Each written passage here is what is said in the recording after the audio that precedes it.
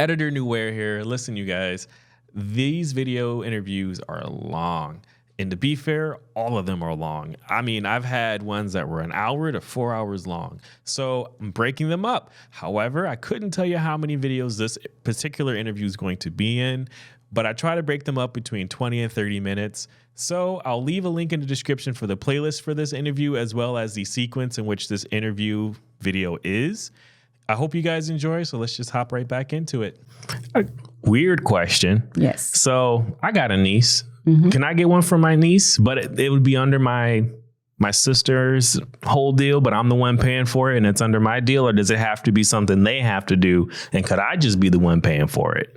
Well, it's easy to do, because what you do is you ask the parent of your niece, can they, if they authorize you to pay for their niece to have insurance. So they will have to sign off saying it's okay. So we'll have the policy application. They have to sign it. You sign it with them. So now they know they authorize you to cover their children.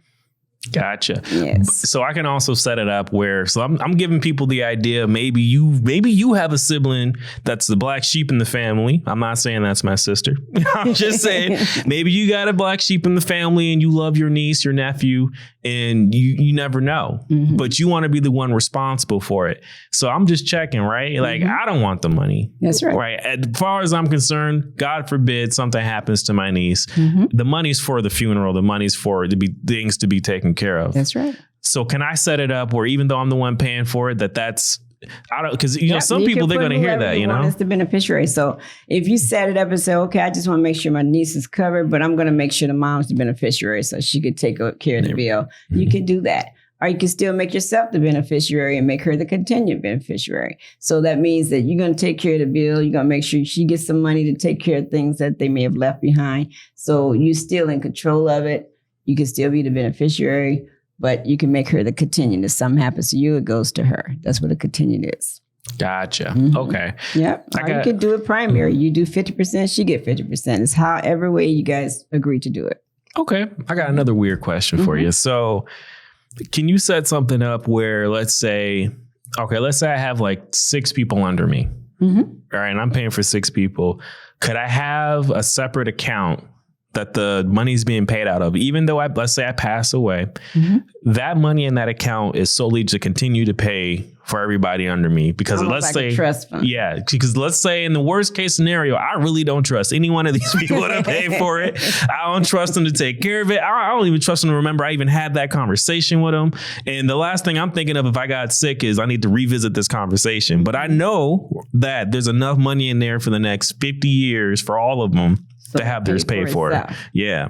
Well, unfortunately, we don't allow that only because the banks shut it down. The banks say, okay, they're gone. We're shutting down the account. We're not going to let you take any more money out. There's nobody here to approve that. Oh, wow. So whoever you give that account to, because I'm pretty sure when you're at the bank, maybe there's 2 people on that account. Mm-hmm. If not, then they'll shut it down. Yeah. So whoever it is you have on your account and you trust them to pay the bill, that's who you're going to, that's who you have to put as your contingent owner so they can be able to continue to pay that payment on those policies. You got to trust that person's going to do it. Oh, wow. Yeah. Could it be a lawyer? Could I pay a lawyer to be the one to manage that? You got to as your contingent owner? I don't even know what that is. I don't even know what that is, y'all. If something happened to you, the contingent owner takes over. Okay, yeah, there we go. That's who it would be, your contingent owner. Oh, wow. Okay. That's... Mm-hmm.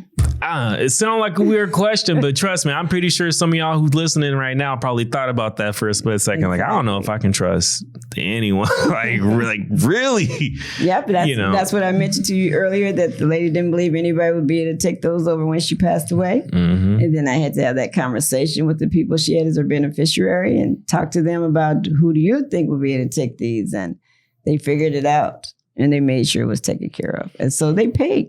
They came and paid the policy. It's a really scary thing. It is. When you, like I said, I've had family that passed. I had a really close friend that's passed, and again, you're in the moment. There's a lot of people ready to take advantage of you. Oh, yes. There's quite a few people. And the last thing you want especially, and you said about this, what you really don't want to do is if there's let's say a $50,000 life insurance policy and you just give that to the funeral home and you say, do whatever, just take care of it. Because right now you wanted to grieve immediately and there's money there and the money is meant for that. Well, they're preying on you, right? Because now they might try to get it up to 40,000. They might give you 15 because maybe their conscience finally kicked in. Or they might give you 10,000. Maybe you got a $20,000 life policy and you gave them all 20 and they're going to say, oh, it's going to cost you about 18, 19,000. Now the family only get $2,000. So it's a hard time and it's important. This is really important. I want to get, like I kind of told you, I linked up with somebody who's a funeral home director. Hopefully look out for that. I want to get a lawyer in here. When I looked at my wills and I shopped around me, $600. Not everybody has $400 to their name, $200, barely $1 in it. Let me tell you something. The money you would spend now to square this away when you're at right of mind and you're able-bodied, and you have the time to make that back. And that's the thing about money. It comes and goes. It could be hard to get, but if you can spare $600, because not even spare, when you have the $600 and you can take care of this, your family is not going to be worried about it because guess what? There's a guideline right there. Well, there's also programs when you have low income. They have a program where they do the wills for free.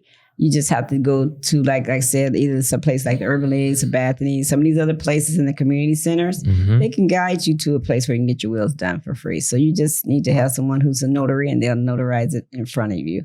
And that way, that will is legit.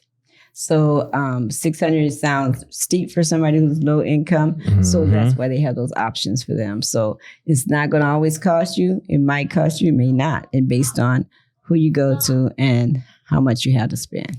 I got another short story and question to go with that. Ready? The other day I brought it up. I said, how many people today, right, truly believe, and I'm not here to argue this or anything like that, but they say the cops are out to get us. They're killing us, doing all kinds of crazy stuff. That's right. And okay, cool. Imagine if you had a life insurance policy and there truly was a wrongful death. Guess who has the lawyers? Guess who doesn't want to pay out because, like you said, okay, it's under 2 years. You might not be covered this and that. Maybe you covered. But how many people do the deletion by cop? Well, this is very important to listen to. If they do an investigation, the first thing they try to go by is the police report. So if that police officer wrote that police report wrong, you may not get covered. So it's important that I have to tell you may have to have a lawyer to deal with that investigation. Maybe have to go in and explain that that person was involved with it. They wrote the report wrong. You have to prove it, take it to court, all that to be able to get your money because most of the time the investigation listens to what the police report is. Yeah. Let that sink in, you guys. There you go. Pay attention. See, it's a business. Let's not forget, it's a business. That's right. But it's a business that can it's going to help you more often than not than it is going to be not, Right. It just, and like you kind of said, right? Because I mentioned this is another question, right? There's a difference between, you said the term and the lifelong, right? So the one of them, the term you're paying into, there's nothing accumulating by the sounds of it. It's just like this is covered and worst case scenario, something happens, you're covered and this is what you get. That's right. But the difference between that with the lifelong, something's accumulating, the whole life, what's accumulating?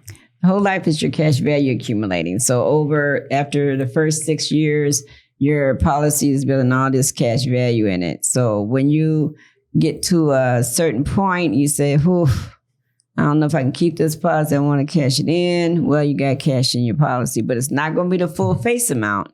It's just going to be the amount that you put into that policy over the years. So that's what you'll be surrendering your policy for, is that cash value. And it may not be as much as you think it would be, because a lot of people look at the face amount. Okay, it's a $50,000. I'm getting my $50,000 today. Well, no, you're not. You're going to get what you put into that policy. That's what you're going to put. So it's better to not surrender your policy, to keep it for the whole purpose that you got it, death benefit. So like I said, when you cash it out, you might get $5,000. When you die, you get 50,000. So what's the difference there? Just think about that. So that's exactly what happens when people surrender. They don't get the amount that they thought they were going to get because it goes by how much you already put into the policy. So it's pretty much what your premiums are that you put into the policy, and that's what you'll get back. You're not going to get the full 50,000. So when people start getting excited, I want to cash it in. I ain't had it for 10 years. Trust me, you're not going to get the whole 50,000. So be very careful with surrendering your policy. It's a lot better to just keep it. And if something happens, you have that death benefit sitting right there for you. So I guess another question being, let's say if I have a policy, which I do, but let's say I want to adjust it or change it. Am I starting over again, or am I going to keep the same? Like if I'm paying $20 and now I want to say, hey, you know what? I want a $500,000 life insurance policy. It might go up a little bit. Well, what they do is they add more insurance to what you already have to reach that policy limit amount that you want. And it is determined into the system of what it is it's going to cost you for $500,000. So they add whatever you got and reach you to that $500,000 that you want. And once you reach that, then they'll tell you how much it is at that time. So they add to it. So we don't know. It's all based on your health and your age. But okay. So technically it sounds like the difference being if I didn't have any life insurance policy and I walked in, let's say at the age of 45 and said, okay, I want a $500,000 life insurance policy. Chances are, don't quote us on this, because I don't know. And she don't know because we don't know you and your situation. But let's say for the sake of the argument of the conversation, you might look at me, I'm 55 and you're going to go, okay, we can do 500,000. It might cost you around, I don't know, $200 a month. But if I'm 21 and my life insurance policy is $20 and I say, I want a $500,000 life insurance policy, you're saying it might be a little bit cheaper now because I'm younger, or is it? When I'm gonna be honest with you, anytime a person get a $500,000 policy, most likely it's gonna be term. Because if you decide to get it as a whole life, trust me, it's going to cost you just like that $500,000 policy is supposed to cost you. It's going to cost you $400 or $500. So, oh, wow. So it's based on, like I said, term. And people get, oh, I got $250,000. I got $500,000. I got all this money. I said, is it term? I don't know what it is. I just know I got it. And so, okay, then you need to go look at that because that's so important. Because now you put all this money into this $500,000 policy and now you're 75 and all that money is gone. So think about what you're getting. Even though you want it, remember, whole life is going to cost a lot more than term. So if you see somebody running around being excited about their $500,000, make sure they know, okay, make sure if it's term, you may want to convert some of that into whole life. You can still keep the rest, that term, if you want, but you want to at least have something in whole life. So when you turn 75, that $50,000 you got here in whole life, at least you got whole life locked in. So you know you got something to cover your service, your funeral service, and to give to your family. So pay attention to what you have there. So like I say, if you have an accident and you have a house that's worth $500,000, you're trying to pay the bill. Well, if something happened to you in an accident before you're 75, well, you got some money there to pay off that house, pay the bills that you need to pay. But just always remember to lock in some whole life in that term. You don't want to have it all term. What are some of the tools you would use in your day-to-day to kind of complete your job, minus the car? Well, mostly they actually at our office, they give you a computer. The computer has everything you need in it. It has all the applications, everything you need to help your client out to make sure they get what they need. Any questions they have, you pull it up, it's all there. You even have the brochures in your computer. You have everything that you need is in that computer to help that client to understand. I'm going to explain and research everything I can to help you to be comfortable with what you get. So if you ever get insurance with someone and they can't answer you, say, would you please get that answer for me because it's important to me. And they are supposed to come back and explain that to you. Our company is one of the only companies in Minnesota that will come to your house and collect your money. And they're the only ones that come to your house and explain to you what insurance is. And so if you get on the phone and say, I want some insurance, I doubt if they're going to ask you all the questions that we ask you. And then what happens is if they didn't ask you at the beginning, they're going to ask it after you pass away. And you think your family going to know all the answers about you when you pass away? They're not going to know everything that you did in your life. So they're going to do an investigation, see if you still qualify for that insurance. So when you go and get insurance, don't hurry up and go get something because somebody said, oh, yeah, you're good. And they didn't ask you nothing about your life. They didn't ask you about if you had an accident, smoking. They didn't ask you if you had a felony. They didn't ask you if you have DUIs. They didn't ask any of those questions. But at the end, when you pass away, those are the questions they're going to ask your family. And your family going to be like, well, I didn't think anything was wrong with him. He's fine with me. And then they do their investigation. They find out you was an alcoholic, you drunk, you was drug head, you did all these things. Well, now you don't get any of the money. So when you go to a company that's asking you questions, that means you're going to be covered. Because now all that's been covered at the beginning of the policy.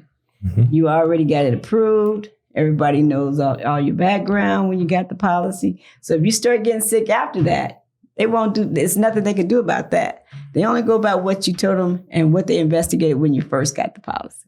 So that's what the underwriters are for. They're checking out everything you said when you got the policy. So they know you're going to get older and you're going to start getting sick and all that, but there's nothing they can do about that part. You already got the policy locked in.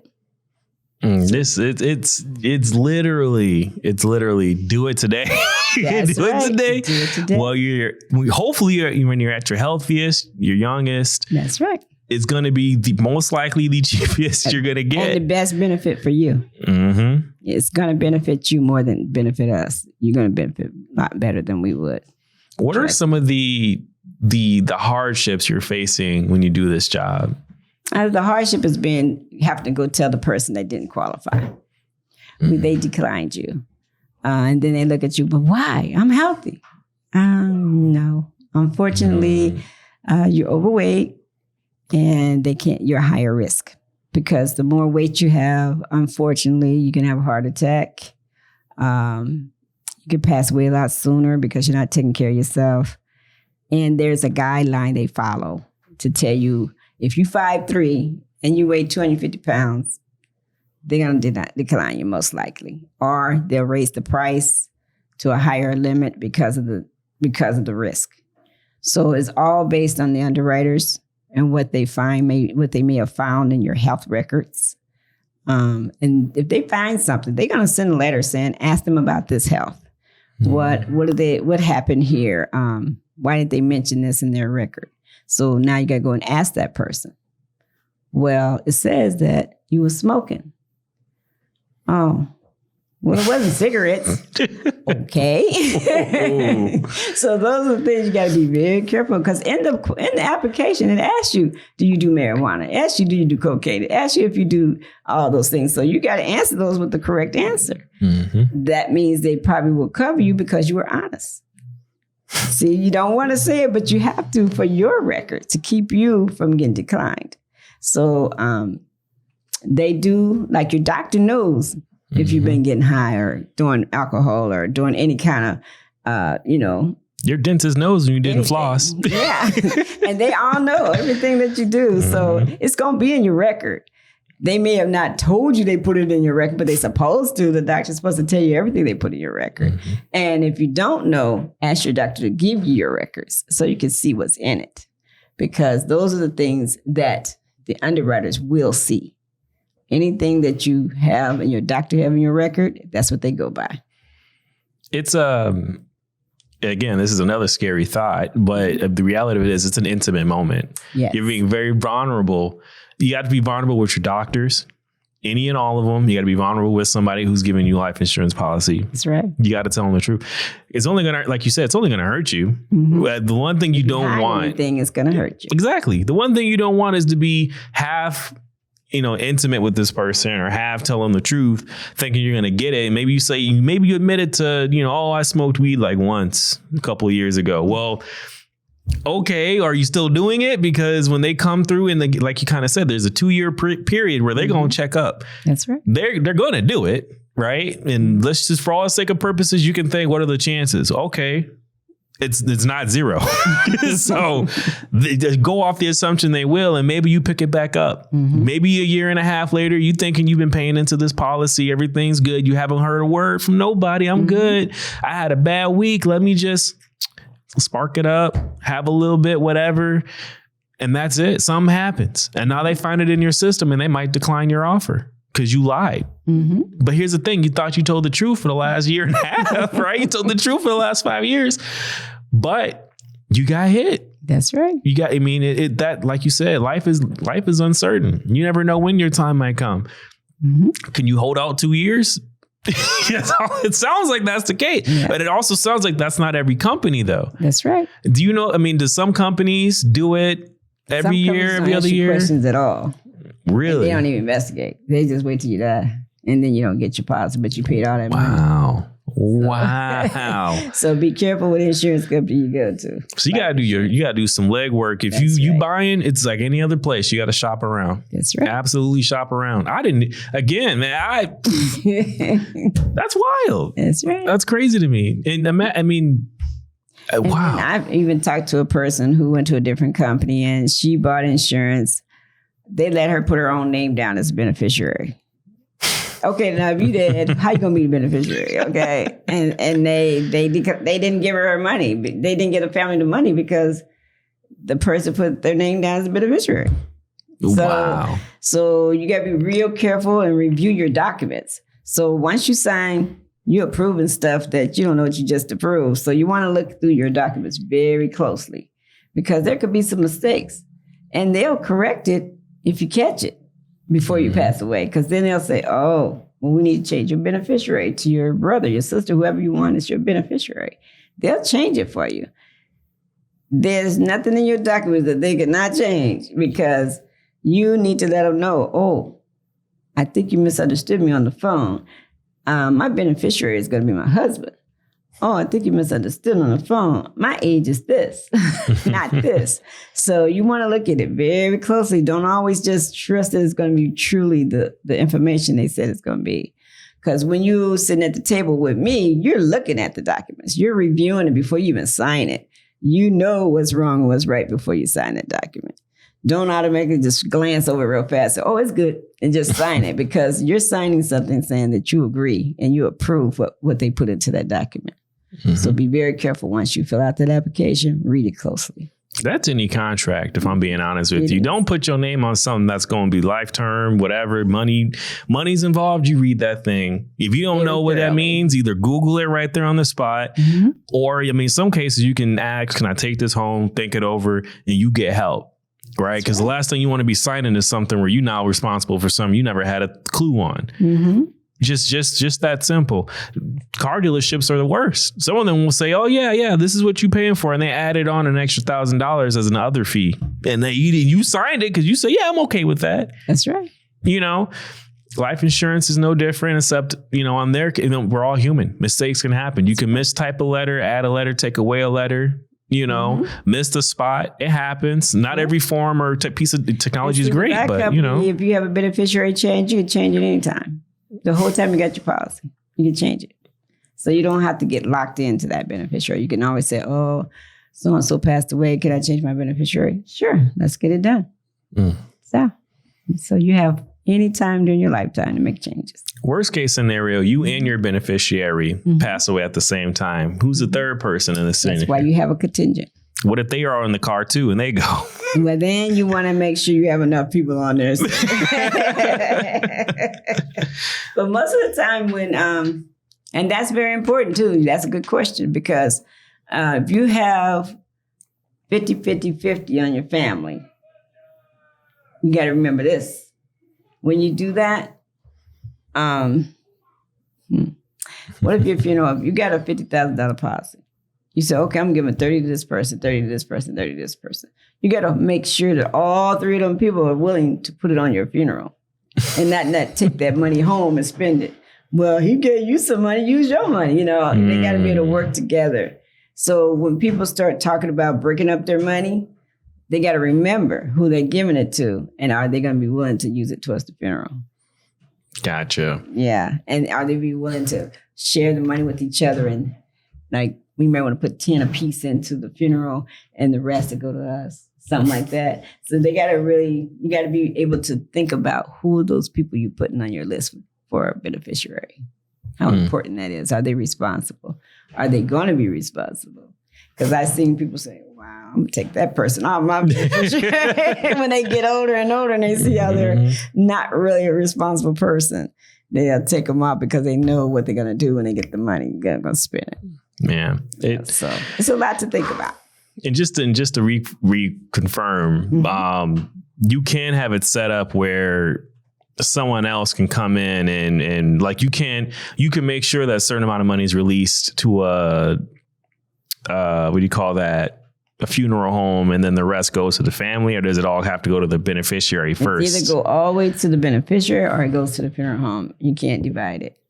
So if it all goes to you, then you have the control over your money. You go and pay it and give it directly to the funeral home, what they're requesting, and the rest is yours to use towards expenses or whatever you need that money for. Gotcha.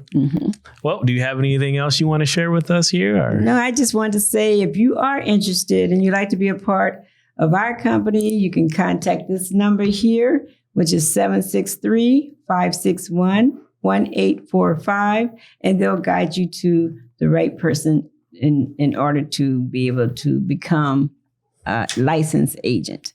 To be able to take the test and get prepared. They will walk you through what it is that you need to do. So don't miss out. The phone number again is 763-561-1845. That's all I need to tell you. Again, my name is Gloria. Thank you. I appreciate you coming out here. I'm sure everyone else is gonna love this episode. It's a hard conversation. It is. You know, it's a lot. It was a lot. It's a lot, but it's also one of the most important things you can do if you're alive. That's right. That's right. You know, again, the sooner you get it, the better. The job itself is something really to look forward to and to look into. I mean, like she said, she would love to see more young people coming into the office. And I would too. I love to see young people in all the oddball jobs that exist. That's right. The amount of money you can make here and there. I mean, when it comes to commission in so many ways, I mean, it's really how hard can you hustle? That's right. I mean, and everybody knows somebody. You know, I had a contractor right here. You don't want to take advantage of people. You want to make sure you're treating them legit, making sure everything's done correctly, so they don't feel like you just come and take advantage of them. So make sure you do it the right way. Absolutely. Again, you guys, like I said before, you know, we talked about that light switch that I didn't like to stay up or down or any of that stuff. But listen, seriously though, like, share, subscribe. I'm not going to hammer you guys as I did this time. Thanks for watching this video all the way to the end. We really appreciate it. A special shout out to Green Screen Studios here in St. Paul, Minnesota. Listen, if you guys have any questions, comments, concerns, you can direct message us either on YouTube, TikTok, Instagram. It's always going to be chocolate_espresso_. Listen, we really appreciate you. I said it once, I said it twice. I'm going to say it a billion times if that's what it takes. If you guys want to reach out to us, especially if you know anyone or if maybe you want to be interviewed about your job, the goal is to really teach a lot of youth about the different opportunities that are available to them. College is great. It's always going to be great.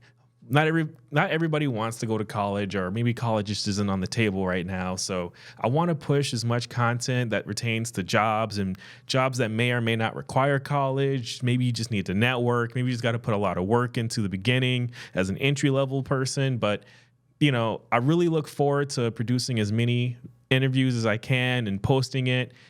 I appreciate you guys, and I hope you guys enjoy the rest of your day.